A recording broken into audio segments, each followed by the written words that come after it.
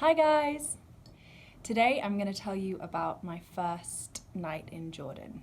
So it's going to take a little bit for me to cast my mind back. It's about 4 years now that I've been here. These are like the main things that kind of stuck out to me. So for a little bit of backstory, me and my now husband, we were boyfriend and girlfriend when we came to Jordan, which isn't cool in this culture.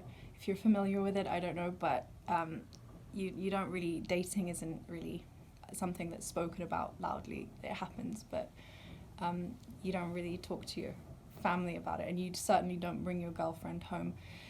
You certainly don't bring your girlfriend home to stay for an extended period of time inside the house. That's like really, really not cool. So Sam had kind of prepped his family for this, that this is what he wanted to do and that we had intentions for the future. So I think it's important to say, like, his family were really cool to be able to kind of adjust to that, the strange situation that we were bringing to them.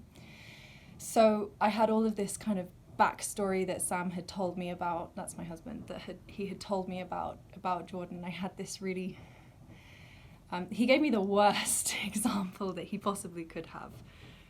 He wanted, in his mind, this was his theory, was that if he made it seem as terrible as possible, then I would be braced for every eventuality, and then I would be surprised that actually it's not that bad. I kind of wish he hadn't done that, because it took a long time to get rid of the ideas that the prejudices that I had. But so, with that in mind, we arrived at Queen Alia Airport. That's the Amman's international airport. And I was hit by the heat, of course. It was in June or July, I think. And it was so hot. And I wanted to show how modest and what a good daughter-in-law I might be, and how adaptable I am to different cultures. So I wore full everything down to my wrists and down to my ankles and didn't show any skin. And so I was wearing a long t-shirt, long jeans, and everything looked very presentable. And then as we were going down the elevator to go and meet them, I was like, I'm going to put a blazer on. So I stuck this like cotton thick winter blazer on top of what I was wearing, just so I could look that, a little bit extra conservative. And it was so hot. It was killing me. It was so hot. I never really bought into that whole thing of, like, if you're a foreigner, then there's a bit of leeway about what you can wear. No, I wanted to not offend anyone, so I was fully covered in it. We were arriving really late.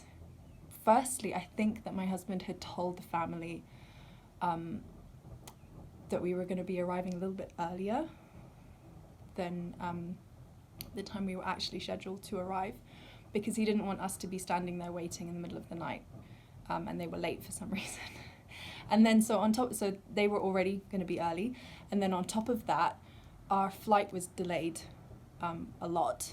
They were all at the airport. They were all waiting for the eldest son, the eldest in the family, to come home from his studies abroad with his PhD.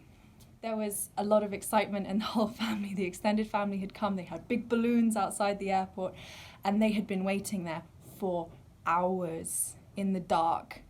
There's a little Starbucks that you can drink coffee at, but like, there were so many of them, and they were all kids and things, so they ended up just sitting outside in the car park.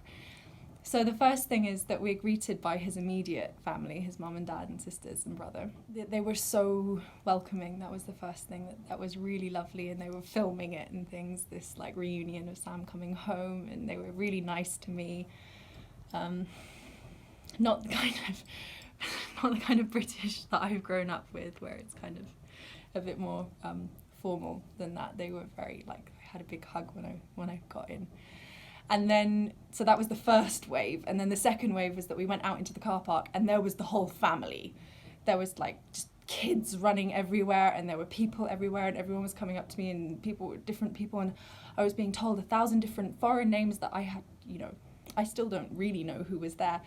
The one person that I do remember was his grandmother who's passed away.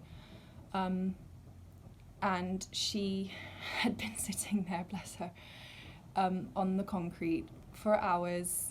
And she was, wearing her normal clothes, but for me it was a surprise to see a woman wearing like traditional clothes. And she was so sweet, just so sweet. And I just remember her sitting on the concrete and thinking, this is crazy. Like, let's get the woman a chair. But she seemed happy enough. She was just happy to see her grandson come home. So then we all pile into cars, like we all say hello quickly, and then we're in a car, and then, I don't really know why they had to come to the airport. But so we all pile into all these cars and everyone's kind of on top of each other. We've got hundreds of bags. There's like a whole fleet of cars that had come. And then just as we arrived at his house in Zarqa, so it's a little way out of the capital, it's another city. It's a long way and you have to go, down some really not very pleasant motorways. And we arrived and everyone was kind of talking like, what's happened? And it turned out that his brother and sisters had got a flat tire a long way back on the motorway. And everyone was kind of like, oh, okay, never mind, like this. And it was something so casual that let's just forget about them. It was in the middle of the night and I was really shocked that it was really blasé, like, oh, it just happens all the time. I get it now, it happens all the time. Where I'm from, it doesn't really happen all the time. You don't break down on the motorway and it's kind of cool, it's all right. So, yeah, we arrived and I sat next to one of his aunts and I was convinced that she spoke English. And I sat with her for like 2 hours or something thinking that she spoke English. She's one of these people that is just so lovely and so personable that it kind of goes beyond language. So I sat there feeling like, oh, someone else speaks English. Yeah, but she didn't understand anything I was saying. Anyway, oh yeah, and the first thing that had happened was we didn't actually enter the house for a few hours. We sat on the villa, on the veranda outside the house. We didn't even go inside. Somebody took our bags in. And his mum comes over and she gives me little slippers. So here you don't wear your shoes inside. You take off your shoes depending on where you are or whatever, but people will come and give you a pair of slippers to wear to make you feel welcome. So she brings over these size 3 or 4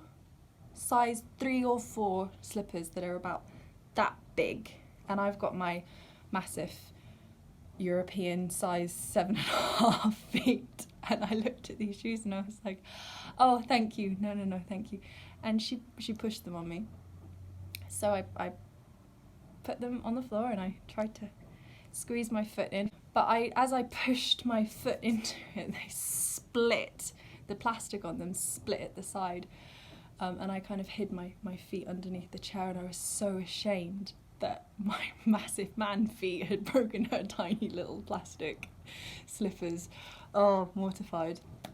And then what happened? And then eventually we went inside the house and she took me to the girls' room. And I think Sam might have prepped me on that like we're not going to be sleeping in the same room. But it was still a surprise, especially because it was quite a girly room. They'd had that room since they were kids. They're twin sisters, so there was 2 single beds in there. Sam's mum said to me, where would you like to sleep? Choose a bed. And I was like, I'm not, there's 2 sisters, there's 3 of us, like how are we all going to fit in this room? And I felt really awkward, and I was really like, why didn't they make me a bed? It's like I had this wave, I was so tired, I had this wave of anger, like, why, you knew we were coming, why didn't you prepare me a bed? And actually, in hindsight, that's a way of showing how welcome I was, that, they weren't going to stick me in a spare room, that I was, a sister now, and that's very normal, girls have sleepovers and they don't plan their bedding beforehand. So, yeah, I'm just used to a very kind of ordered, we do things in a certain way, and, when you go to stay at someone's house, this is your towel, this is your pillow, this is your bed, here is a key to lock your door. No.